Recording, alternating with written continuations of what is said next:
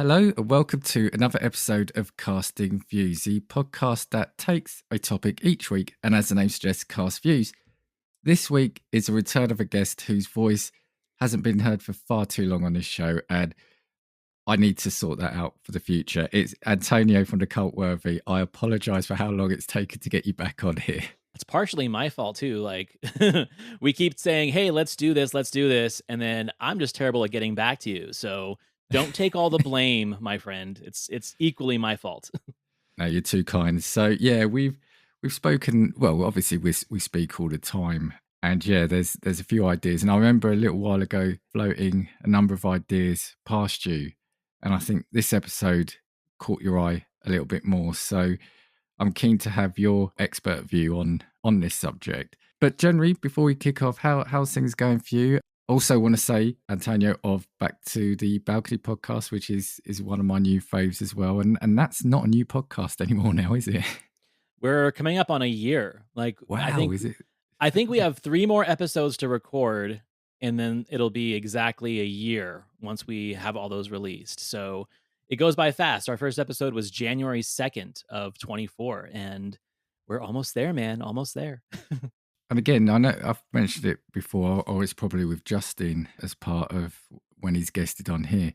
Again, I love the idea of it. So you two take a film that's been reviewed by Siskel and Ebert, and you're kind of Siskel and Eberting Siskel and Ebert, aren't you? I mean, it's interesting that we've kind of fit different dynamics over the year. So what I decided to do, because he loves Roger Ebert so much, is I would critique Gene Siskel's reviews on things and he would critique Roger Ebert's. But as we've been doing the show more and more, I realize why he likes Ebert so much is because Gene Siskel is so inconsistent and often I think has a very personal agenda in his critiques and his reviews, where Ebert's a little just a bit more of a contrarian, right? He really wants to get the best message out of the films that he's reviewing, even if he doesn't like them. Where Siskel is just like, no, this sucks, it's ugly, it's evil, it's all this. So it's hard for me to now like try and defend the guy, even when he has a good review. And I feel in this process, Justin and I have kind of worked our own personas into this where we're no longer just talking about Siskel and Ebert. We're really talking about ourselves and how we look at cinema. Because as good of a friend as Justin is, we look at movies very differently. Even though we like agree on so many of them, we just look at different things about movies that we appreciate. I think that's the biggest draw of the show now is where I'm an appreciator and a defender of the effort, and he is a very non-biased reviewer and critic of films. Or he doesn't want you to waste your money or your time, and I'm on the end of no, it's not a waste of money or a waste of time. See what this guy did. It's terrible, but see what he did because it's fascinating why it's terrible. And I think that this makes for a much more interesting conversation than your classic thumbs up or thumbs down, you know? I was actually going to say, I think that's what's brilliant about the two different types of podcasts you do in your, I was going to say day job, but you know what I mean, in your normal, your solo podcast. So then coming together, it's great. And you have disagreed on films as well, which is also interesting to hear that as well, rather than always two people necessarily agreeing. I mean, I know this episode comes out a while from when we're recording it, but the next 3 or 4 that we have coming out, we definitely disagree on some things. Ooh. I'll keep an eye out for that because Justin can get quite salty, can't he? Sometimes in his views and takes. He's gotten saltier on his show a lot more lately. I love the fact that he's no longer like editing the F words. Because before, like me, he was like, I want to make sure that my audience is a little bit more open. I don't want to offend anybody. And I kind of stopped that at the start of this year. And the last few episodes of The Movie Wire, he's just been so pissed off about these movies. He's like, I'm not censoring anything anymore. I'm going all out. I had to message him one day because I tend to listen to all your podcasts on my lunchtime walk at work. Right. Because I was listening to it, and it was where he did a little kind of like skit on, it was a film, I can't remember the name now, but it was like an AI film, something about that. And he was so angry and he just let out the F word, the MF word. And I sort of stopped and had to double check, was I listening to the right podcast? And then messaged him and said, it made me laugh so much. But yeah. So we'll keep an eye out on that. And what about The Cultworthy? So I know you had, we were talking a little bit beforehand. So you had kind of a little break, and now you're back with new season, and that's kicked off with some Yeah. great episodes already. I waited 3 years to finally take a break and say that's the end of season 1, right? Because my original intention was, I'm not gonna do seasons. I'm not gonna do, oh, season 1 and season 2 being like 6 months or 6 weeks. I don't know. To each their own. I was just gonna keep on going. And then during the summertime, I just really needed a break, not necessarily from the podcast. I just needed a break to finally just have some fun with the kids and do some things that I didn't have to worry about anything else, like work and kids. Finally, like now that pandemic is over for the most part, we lost 2 years essentially of taking them out to do things, so I really just focused on the family, and in that time, I was still recording. I just wasn't editing and putting stuff out. So the bright side of that is now that I have the new season, which started, September 1st, I think, is when we started the new season. I had like 10 episodes in the bank, so I'm 10 episodes ahead, and I've never felt more relaxed and comfortable with the show. And I got some great guests, some really prolific podcasters, YouTubers, and my favorite so far is I got a very popular actress in the cult circles, Diane Franklin, on the show. I got to interview her about all of her movies in the 80s and 90s, and by far my favorite episode. And I was really proud of myself that I was able to have a great conversation with someone so prolific and not fanboy and freak out, right? I maintained my cool, and so now I feel more confident in talking to people that are a little bit more famous in the zeitgeist. Yeah, so that episode came out, well, time recording September, didn't it? I think you released that fairly early It on. was like the last week of September, yeah. Yeah, and that was a great listen. And yeah, like you said, I know how excited you were to get that, and it was a brilliant listen. So yeah, if you're listening, do go check that out. But more importantly, if you're not, and why wouldn't you be, make sure you sub to the Cultworthy for that and Back to the Balcony. Two great shows. And Antonio, I can say that while you're here, just a superb person as well. So yeah, Oh, thank you.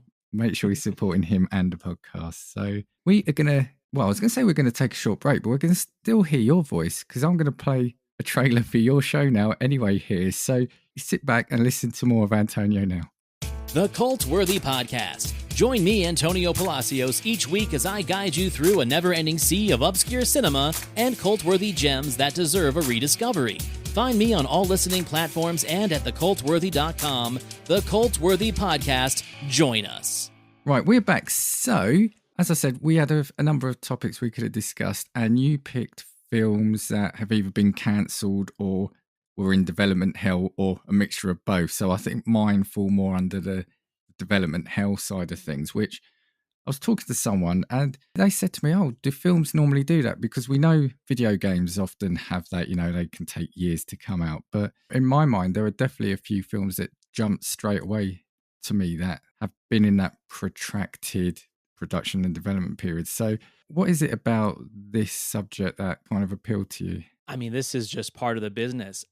So there's on general an estimated between 30 and 40,000 scripts that are written each year and submitted to Hollywood. There's probably more that are written, but they don't get into the industry. And of all those scripts, maybe a couple hundred get produced per year. And theatrically or for streaming, it's a tough market and there's a very tight bottleneck for creators and for writers. And so just because a script gets through the system doesn't mean that it's going to get made anytime soon. Like there are scripts that are still being talked about and pitched and looking at the logistics of, can we make this a feature? Is it worth it? Is it worth the money? And if you listen to Justin's show, when he reviews films, it's like, how did this even get made? Who knew who? Who was sleeping with who? That really is a lot of the reality of the industry, where it's like sometimes a film that shouldn't even be made gets made because someone knows the right person, or there's like just the right connections. And there's something called the Hollywood Blacklist, where every year they talk about amazing scripts that were, generating a lot of excitement, and then they don't get made and they just sit on the shelf. There's lots of scripts that was sat on the shelf for decades before they finally got made. And by the time they get made, they're no longer relevant for the decade or for the era. And so they have to make a bunch of adjustments. One of my favorite things about some of these scripts is some of these scripts are written in the 70s and 80s, and then they get made in the 2000s, and now they have to deal with the ideas of technology, cell phones and GPS and trackers and things like that, where the film no longer works unless it's updated, and then it just kills the whole theme of the story. So it's a interesting and tough market. So when I looked at this list of things to talk about, I'm like, you know what? There's some films that I really, really wanted to see, and some never made it into production, even though they sat in pre-production forever. And then, the technology, the time, the era, the budgets just didn't work, or the popularity of that genre just didn't work anymore. And it's a really fascinating thing, because at the end of the day, there's more films that weren't made than films that actually were, and we just don't really hear about it.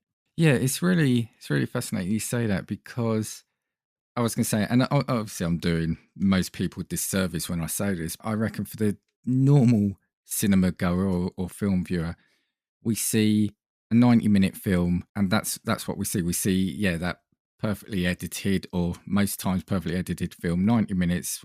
How much effort can it be? But I guess, yeah, you're not looking at the years and years of lead up time to that. And as you said, there's a number of reasons. I mean, I just sort of scribbled a few down that you normally hear, and creative differences is often a big one, right? You Yeah. often hear that people leaving because of that dreaded creative difference.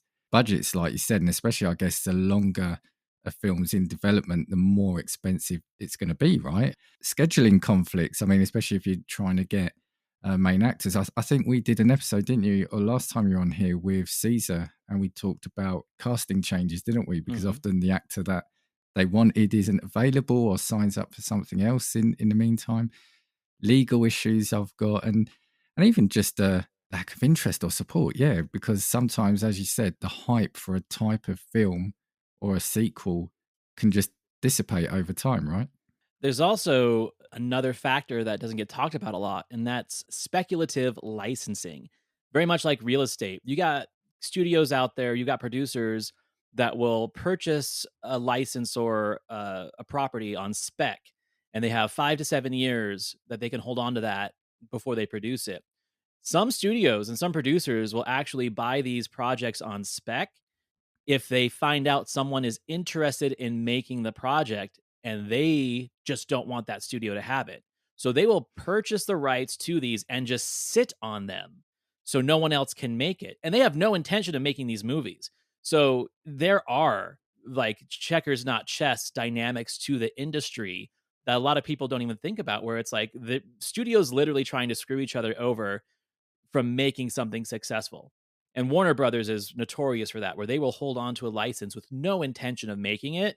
They just don't want anyone else to make it. And so by the time those rights expire, the star is too old. The director's passed on it. The script is no longer relevant to the time. And that happens a lot. So there's lots of great films, a lot of them intellectual properties from comic books and video games and things like that, that will never get made the right way because studios are screwing around and sitting on these properties It's incredible, isn't it, that they will spend millions on something just to not have somebody else make just to make it. not have it Yeah. made. 100%. Yeah, it's a dirty game, man. It's a proper, I was going to say, it's proper grown up playground antics, isn't it? Okay, so I asked you to come with a number of examples of ones that meant something to you. So let's hear your first example. Yeah, let's kick it off. So, I've discussed this personality before on your show, and that's Anthony Bourdain. He's one of my, icons. I look up to this guy so much, not just in the realm of culinary, but also as an entertainer, as a writer, as an educator who left us way too soon and way too tragically. But if I had, someone that I put on the top pedestal of people I respected, Anthony Bourdain is one of them.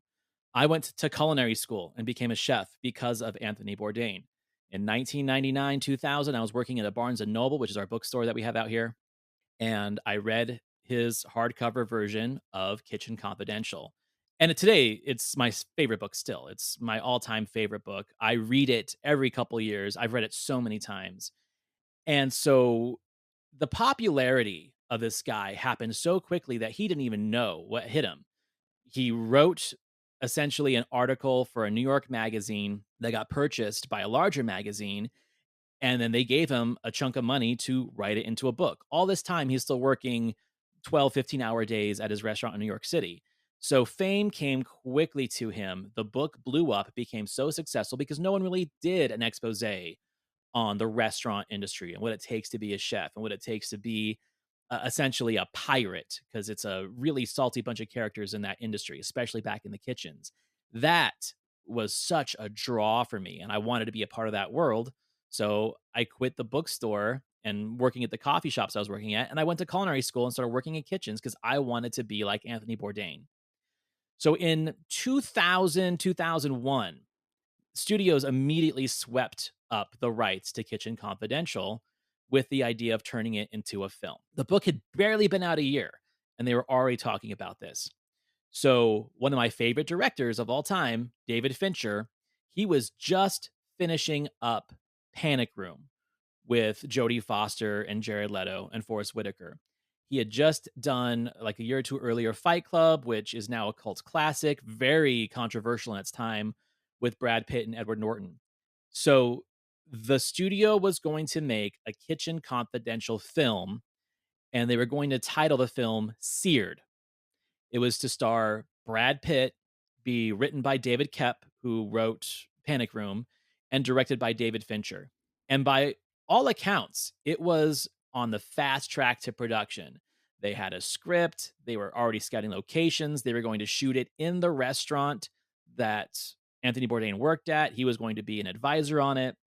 And then just something happened where all of a sudden they decided not to do it. They didn't want it to be as dark and as gritty and as expose as the book was. The studio wanted to make it kind of silly, wanted to make it funnier. They wanted it to be essentially a movie kind of like Clerks, right? They wanted it to be kind of tongue in cheek and funny and silly. And nobody involved in the project saw the movie that way. Like they wanted it to be darker and grittier and really kind of get into the grime of these kitchens in New York City. And so one by one, they started walking away from the project. First, it was David Fincher. He's like, hey, I'm not here to make a wacky comedy. I'm here to make a serious expose. Bourdain kind of stepped away from it. He's like, this is nothing like my book. And then, of course, Brad Pitt dropped out. And for a minute, they were thinking, okay, well, then we'll do it with someone else. And Benicio del Toro was in the running to play the Bourdain character. So they had a script, they had production, they had stuff ready to go, and it just got canceled. So instead, 20th Century Fox did what they always do. They took that wacky comedy concept and they turned it into a TV series called Kitchen Confidential. And a very young, relatively unknown Bradley Cooper was cast to play the Anthony Bourdain character. And in the series, they call him Jack Bourdain. They made 13 episodes of this show.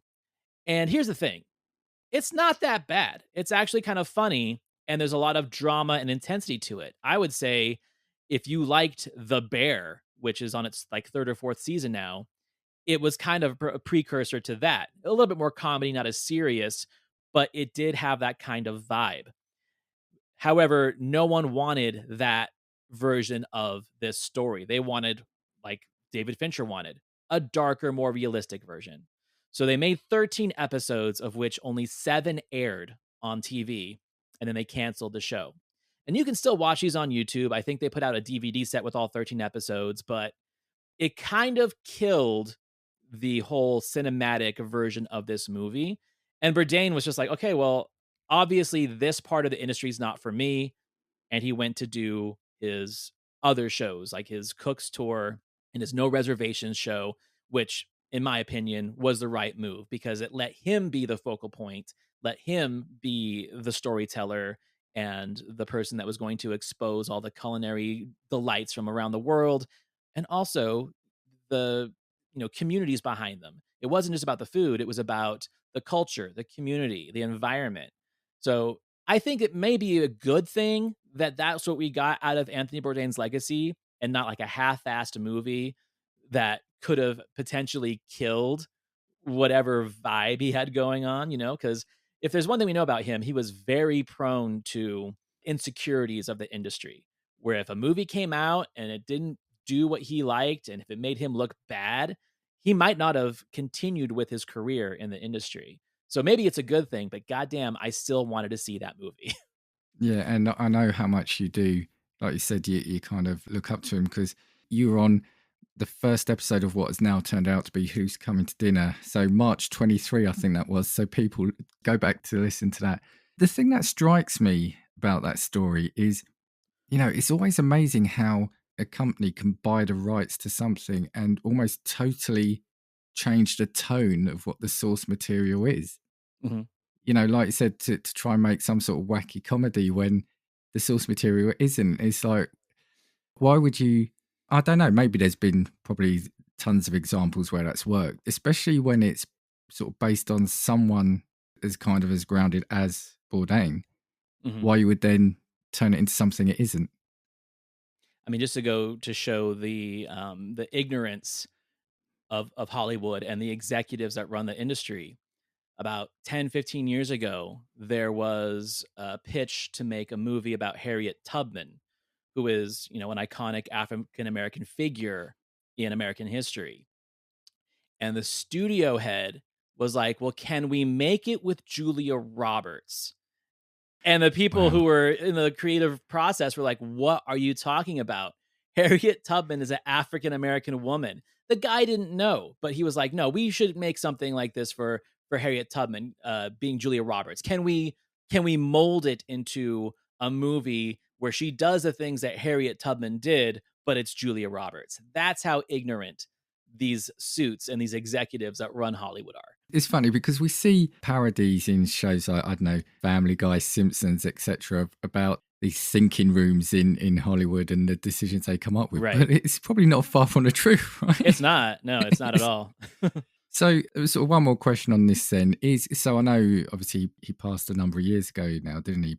Has there been anything since around him, or is there, could it be something they could adapt again in the future, or do you not think his legacy and the show he then went on to do is what his legacy is? So they actually do have in production right now a biopic about him. There's not a lot out there. It's not entirely based on Kitchen Confidential. It's more of a actual life story leading up to the point where he passed away. But there's also a documentary that came out a year or two ago called Roadrunner that was very well made. It's a tiny bit biased because it intentionally avoids some of the more controversial things towards the end of his life, which I think is fine if you're trying to make a piece that is praising the dude. But a lot of complaints about the insincerity of the last half of that documentary. But it did spark a more interest. My personal gripe about the way he's been represented in the last few years is there's a lot of conspiracy theorists out there who've kind of taken over the narrative of his life where people are trying to throw him into like the Me Too movement. Like there's lots of just nonsense in the conspiracy world. So if they do make this production about him, which like I said, it's in development right now and they actually have people cast for it, I really hope that they don't involve any of that nonsense because I really feel that that's kind of sullied his legacy a little bit, especially with people that don't know him as well as I do and other people who followed his career. There's lots of, Gen Zs and younger millennials that only know him from what conspiracy theorists have been talking about online. And I hate that. I hate that a lot. Yeah, yeah. Okay, and before we move on very quickly, you mentioned The Bear. I'm weirdly just starting to watch that now. I'd love to know sort of thumbs up or thumbs down for you on that show. In authenticity, thumbs up. I loved the first 2 seasons. Season 3 is kind of hit and miss for everybody, but I'll tell you right now, like, I've spent 15 years in kitchens like that. I was a professional chef. They're not wrong. That's what it is. The intensity is not over dramatized. Uh, there are, of course, things that are made for TV and a little bit more, fantastical, but the pressure, the stress, the having nightmares of the order tickets coming in and not getting finished, that's a very real thing. So yeah, I like the show a lot. I just feel that it's starting to get a little too artistic and getting further away from what its original intent was, and maybe they'll fix that in the next season. But I like it. I'm a fan. Cool. I'm just on season 2 as of today, so yeah, enjoying it so far. As I said, mine are going to be short, sort of short snippets, and it'd be interesting to hear your view on some of these. So, for me, if I was to think of one, the first one that would always come to mind for me would be Deadpool. I know now I was going to say it's a flourishing trilogy of films, and who knows where the character's going to go in the future in terms of the MCU, because I think now he's actually part of the MCU. But I think it took Ryan Reynolds well over a decade to get the first film made, wasn't it? So I think it was, I've got here, so it was in 2000, Artisan Entertainment worked to deal with Marvel to produce and distribute a film based on Deadpool. 4 years later, still not made, and New Line Cinema then attempted to produce a film with David Goyer, working on the spin off with Ryan Reynolds in the role. Now, I think Ryan was it was X-Men Origins, wasn't it? Wolverine, where he played a version of Deadpool, which was, by all accounts, a pretty dreadful version of the character, I think, wasn't it? Yeah, it was nothing like the character. If anything, his role in Blade Trinity was more like Deadpool than the Yeah, yeah, Deadpool yeah. in Wolverine was. Yeah, and it almost felt like that version in Wolverine was an attempt to kill off potentially the chance of a film. That's how it felt when you're looking back at it now. Yeah. In 2005, so this is 5 years after the original attempt or workings, New Line put Deadpool in turnaround, and 20th Century Fox became interested in moving the project on. Then, I mean, we're then jumping down. There's a number of people then were attached to the project, writers in and out.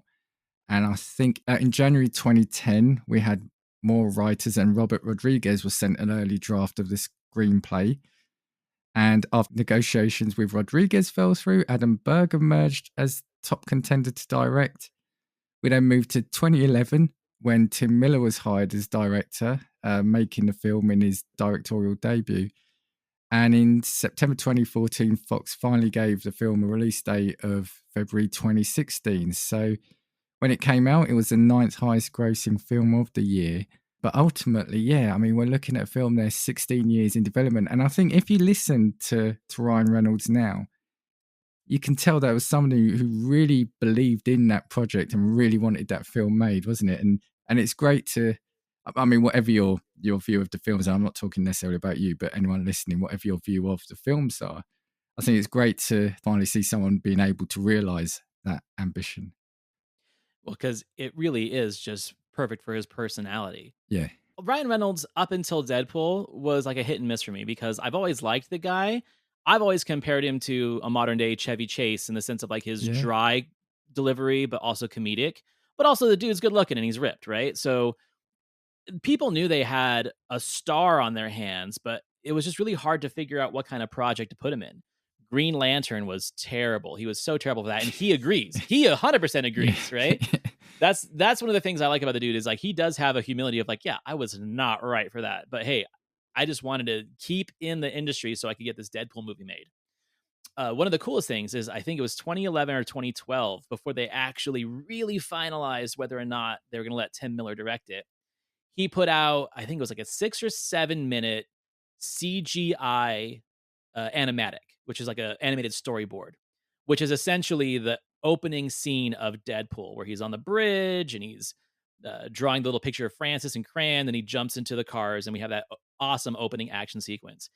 That was made with CG 5 or 6 years before it was released. And it was essentially what got that project greenlit. He's like, okay, this is the vibe, this is the tone. Ryan Reynolds came in and voiced it. And it's almost scene for scene, that opening sequence. And it just goes to show like sometimes these suits just need to see what it looks like before they'll sign off on it. And that's what it was. It's like, this is what the guy sounds like. This is what the movie will look like. It is not a Green Lantern situation. It is not a dark and broody Batman situation. This is going to be a mouthy, fourth wall breaking character that works great in comic books. And this is how we're going to show you that it can work cinematically. And like you said, 3 movies in, highest grossing R-rated movies. And we were scared that Disney wasn't going to let them be nasty once they took over Fox. And I think Deadpool Wolverine kind of proved that they knew what people wanted and they actually listened for once. Yeah, it does make you wonder what it would have been like if it was made 13 year or 16 years prior, whether it would be the same film, especially now. It feels like it's a perfect antidote to the regular MCU, right? And I'm not saying that to disparage the MCU, but I'm saying it feels like a bit of a breath of fresh air right now. Maybe 4 films in or 3 films in, that is starting to feel samey, but yeah, you wonder before the MCU really took off what kind of film it might have been. Yeah, I agreed. Yeah. Okay, over to you for your next one. Okay, so this one, a little bit more obscure for people who aren't in the horror sci-fi realms like I am. So Guillermo del Toro is one of my favorite directors. He's just an amazing visualist and storyteller. But the dude is also known for having a lot of projects that got left unmade. So just to make people, re-familiar, he did Nightmare Alley. He did his recent Pinocchio. Probably most known for Pan's Labyrinth, which is the one that really kind of exploded internationally, where everyone kind of recognized what this guy could do in the realms of fantasy and horror. So he was originally supposed to do The Hobbit after the Lord of the Rings films came out, and he was essentially ready to go. But at the end of the day, he backed out, wanted to work on other projects because he knew how daunting it would be. And Peter Jackson took over and gave us three pretty miserable Hobbit movies. So I'm not saying that Del Toro could have made them better. They just are different and they seem kind of lazy and lackadaisical. But that's not what I'm here to talk about. So since the early 2000s, he wanted to make a film version that's been called impossible to film of H.P. Lovecraft's At the Mountains of Madness. So At the Mountains of Madness really kind of focuses on what H.P. Lovecraft called the old ones. The people that lived here, not even people, the entities that lived on the planet Earth in the universe long before man existed. I think one of the interesting movies that kind of plays on this is Cabin in the Woods. Not to give spoilers away, but the premise of that is that there are ancient ones that existed on the planet before we did, and our goal is to please them. And that is, a very Lovecraftian thing. So, At the Mountains of Madness essentially is about a bunch of people exploring the Antarctic. And while doing so, they uncover an ancient city full of these ancient entities that kind of give clue to the creation of man and what our purpose is. And it turns into a very metaphysical and esoteric horror film with body horror, with lots of disturbing creatures and visuals. It's an amazing story. Del Toro was on board with this. He had been trying to make it for years. And the biggest argument from the studio was they did not want it to be R. They did not want it to be violent and gory and disturbing as the story was. They really wanted it to be PG-13 because the people that were interested in starring it, people like Tom Cruise, people like Brad Pitt, they wanted to capitalize on how much audience they could get into the theater to see an obscure H.P. Lovecraft story. And he just kept pushing back. He's like, no, no, no. This has to be frightening. This has to be bloody and gory. You know what I do. You've seen Pan's Labyrinth. You've seen all the films I put out that are disturbing visually and viscerally. And they just kept pushing back. Finally, they got a green light because just like with Deadpool, he released some CG animatics of what the creatures would look like, what the action scenes would look like, what the environment would look like, and they were stunning. And they're available on YouTube. You can watch them. But there's a problem because 20th Century Fox was currently developing another film by a much more powerful director with a lot more, let's say, hype around it and an already built in franchise. And that was Ridley Scott's Prometheus. And Ridley Scott's Prometheus essentially is about what they call engineers, ancient ones that are responsible for seeding our planet, creating us and our species and our race, and then humans going back to the planet of origin to find out where we came from and essentially seeing their facility of creation and unlocking a mysterious substance that will make or break us physiologically and biologically. It was just way too similar and obviously borrowed a lot from the original story. And so so Del Toro was just like, okay, I can't make my movie now because this essentially took all the best plot points of At the Mountains of Madness and have turned it into this weird proto sequel to the Alien franchise. Now, Prometheus did okay financially, but it had a lot of its detractors, me being one of them. I did not think it was a good movie. I think it was well made, but it's not a good movie. But the idea is just too similar to this story. And so if he would have made this film, it would have come out within a year of Prometheus.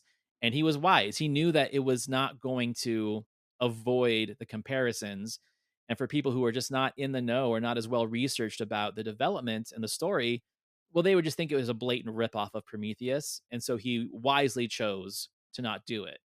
Although there are some speculations and rumors that he might still do it as a streaming series in the future, but he wants to give it enough time to be separated from Prometheus. And we're over a decade now, so it could be. But I'm telling you, man, like I've been a Lovecraft fan for decades. I love that story. And I remember reading the synopsis for Prometheus 4 or 5 years before it came out, and I was like, "This feels very much like At the Mountains of Madness." I sure hope that this doesn't screw Guillermo del Toro's vision of it, and it did. And I think we were at a loss for that movie not getting made.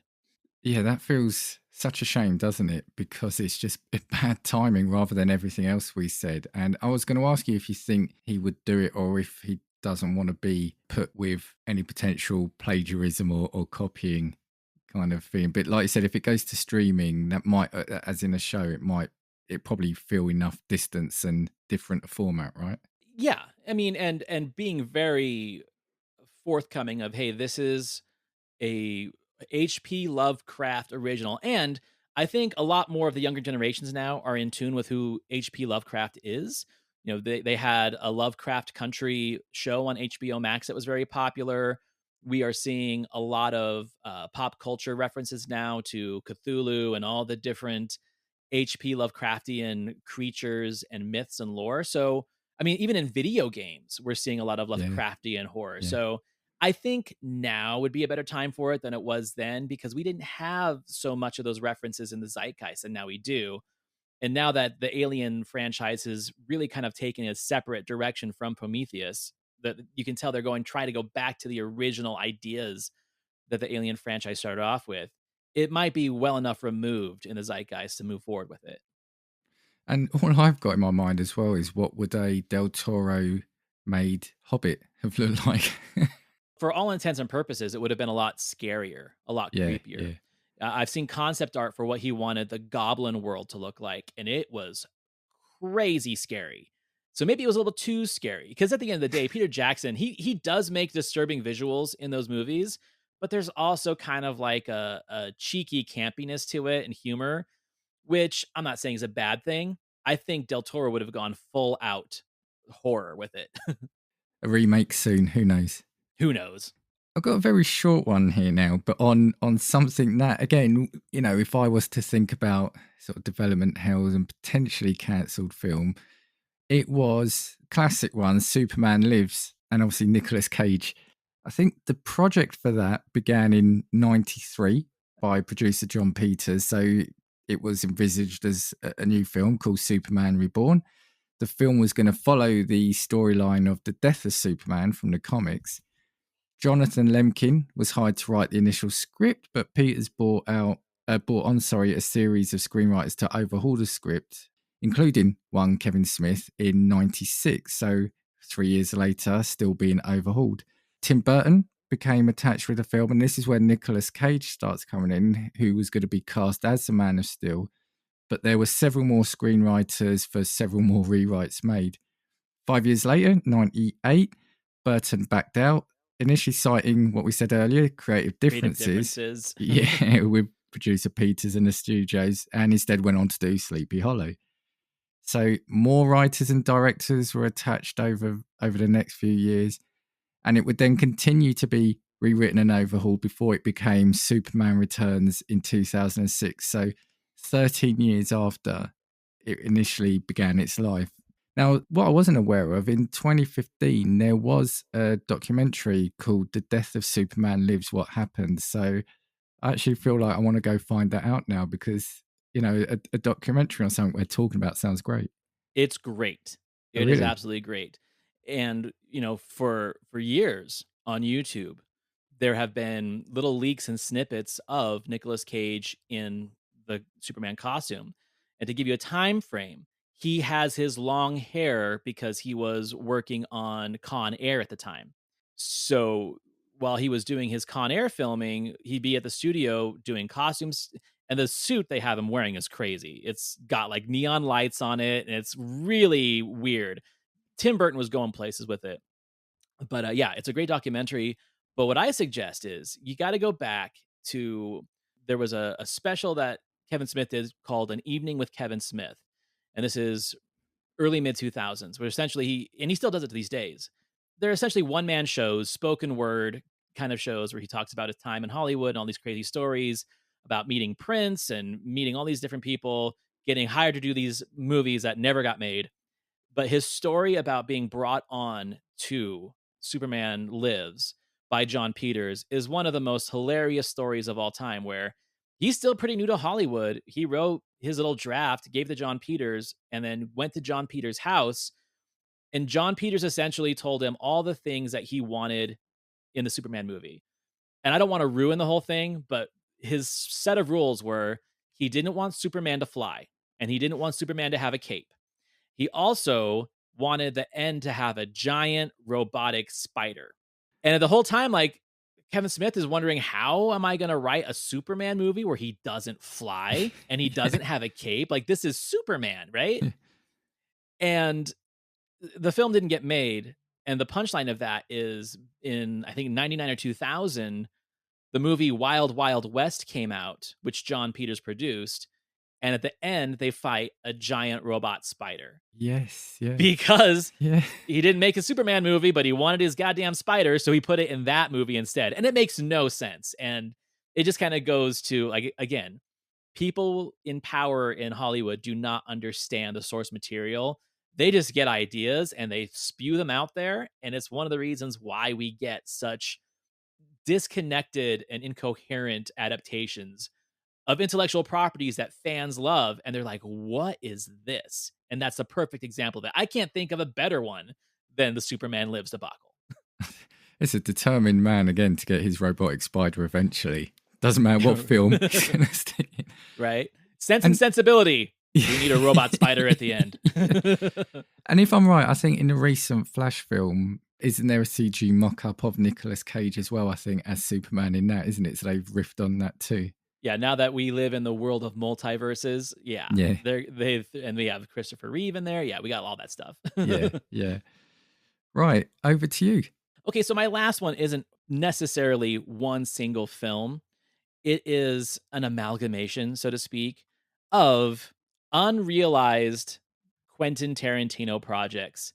Now, obviously, I'm a huge Quentin Tarantino fan, but I try not to be too much of my podcast because there's enough Tarantino podcasts out there that do a lot better job than me of, dissecting the dude's career and his intellectual properties. But I've been following his career since 1993, easily. I had all the Entertainment Weekly, which is our US magazine that was, before IMDb and the internet that would give us entertainment news and what's coming and what's in the pipeline.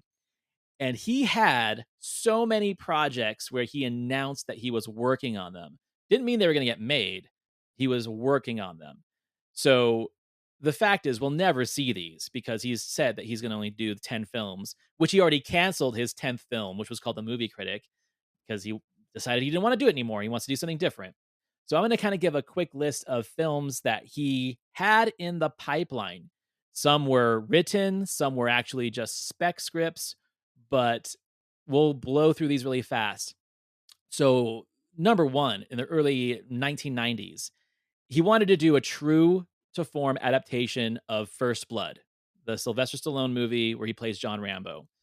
It's very different from the one that we got in the early 80s. That was very different from the book. In the book, he's more of like a psychopath. and it's almost like a slasher film. And he wanted to do an adaptation of that, where Rambo is a maniac, not this empathetic, veteran character.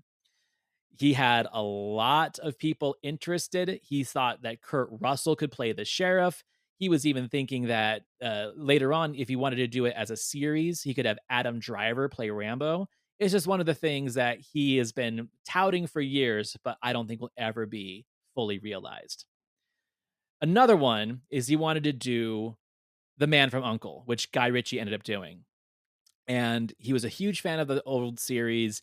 He wanted to do it more true to the series with a little bit more camp and not so, I don't know, serious and kind of a gritty as The Man from Uncle that Guy Ritchie did, which is still a good movie. But he never finished that one. He wanted to do a unofficial sequel to Inglorious Bastards called Killer Crow, and apparently he actually wrote the script for this one, and it was going to be Inglorious Bastards, but a team of African American GIs. So Brad Pitt would be in the film and essentially pass the baton to a group of African American soldiers that he wanted Jamie Foxx, Samuel L. Jackson, all these guys to be a part of and exist in that same universe. That script exists. Parts of it have been leaked online, but never fully realized, and I don't think we'll ever see it.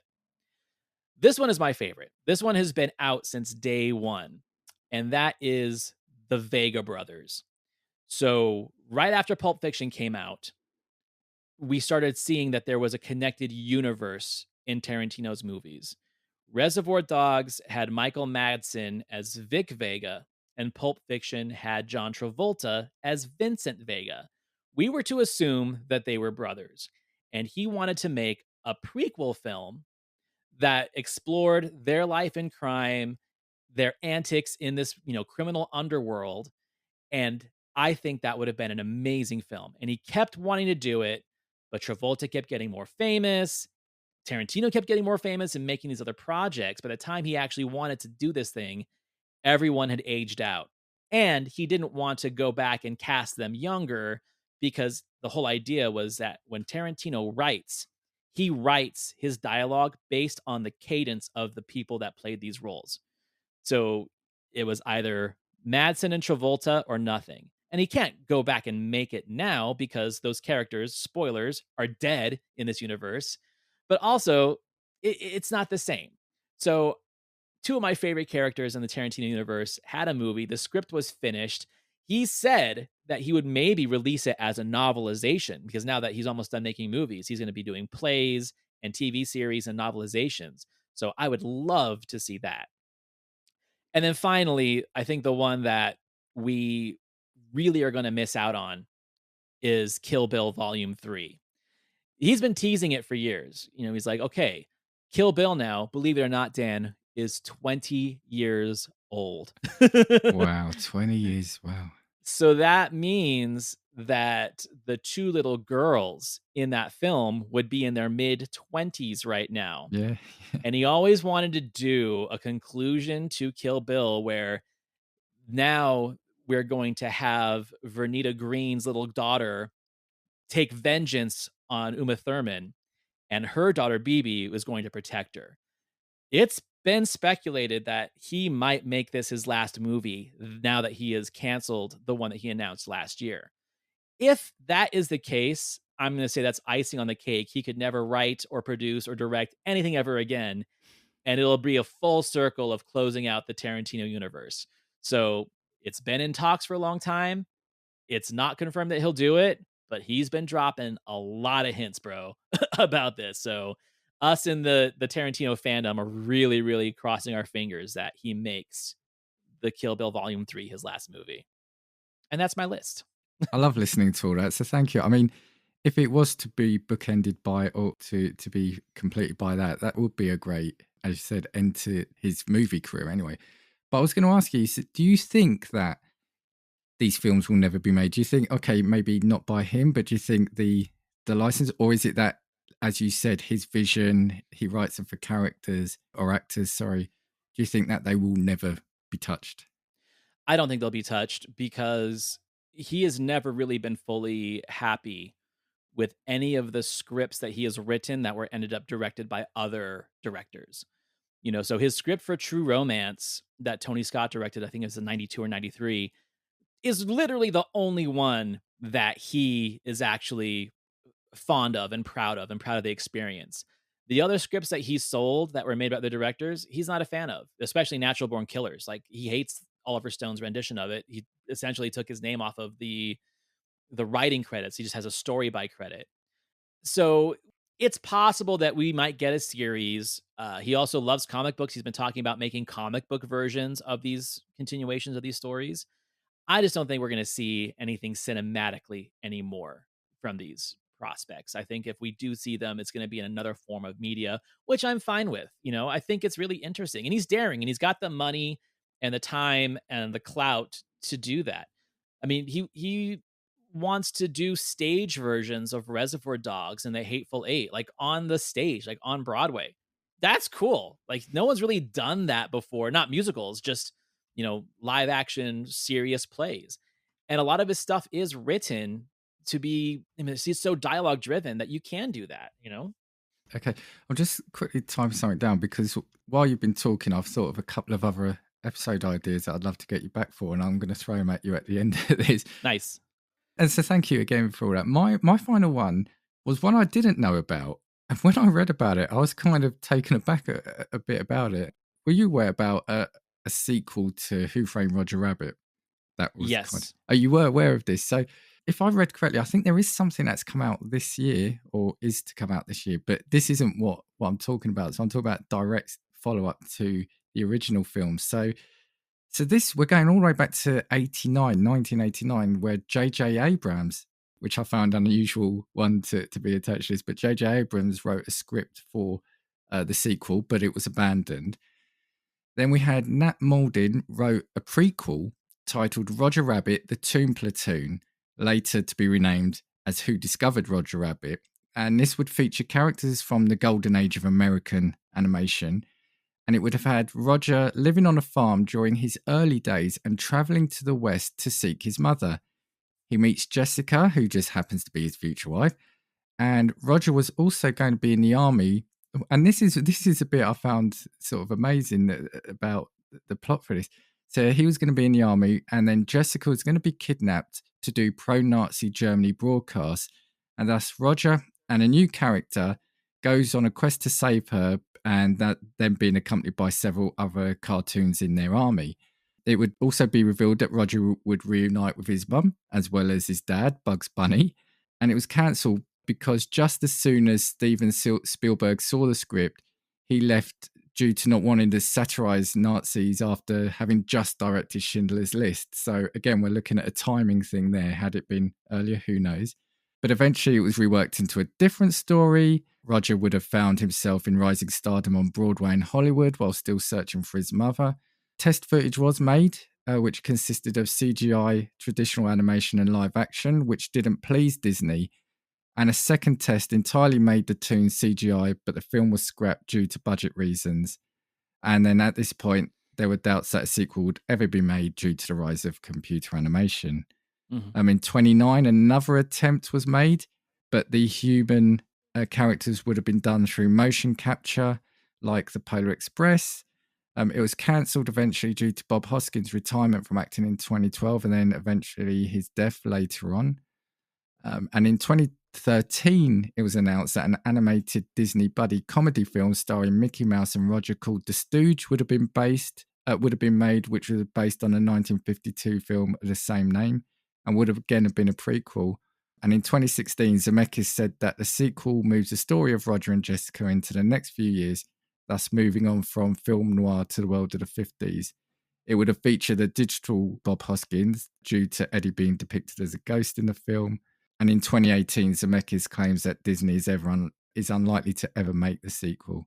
As I said, I think there's a short animated film come out this year or is going to come out. Yeah, what's your take on that? Because some of the stories as well, especially the bit about Germany and Spielberg, I found that to be the really interesting part of the evolution of this non-film. Yeah, I mean, that again, this is a sequel that people have talked about for years. We've seen little bits and pieces. Essentially, from what I remember correctly, is that late 80s, early 90s pitch. Spielberg canceled it because he was literally doing Jurassic Park and Schindler's List at the same time. And he knew how ambitious the project was going to be.